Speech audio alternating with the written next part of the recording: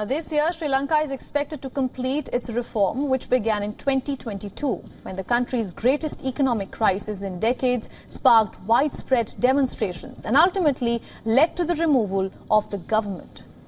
According to a statement posted on the website of the Finance Ministry on Tuesday, the government received bids totaling $10 billion from pension funds. This action improves Sri Lanka's prospects of surviving the first assessment of its $3 billion bailout by the International Monetary Fund beginning this week.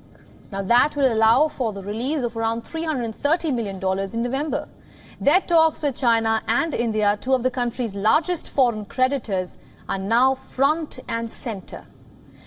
Countries like Zambia and Ghana are also making strides towards resolving its debt crisis after being the first country to get significant debt reduction under the common framework of the Group of 20 in June. Zambian President has now, on an official visit, reached China. After months of food and fuel shortages, the island country obtained a bailout, and investors in its dollar bonds saw a 54% increase in value this year, while a Bloomberg index of developing world stage debt is up 3% this year. Bonds denominated in Zambian dollars, which are also undergoing restructuring, are up 20%.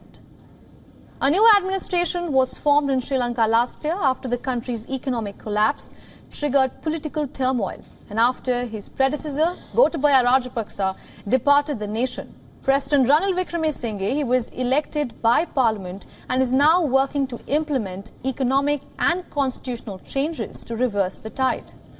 Now, Junior Finance Minister has said that negotiations are underway between Sri Lanka and China, which has pledged to support the country in its debt restructuring.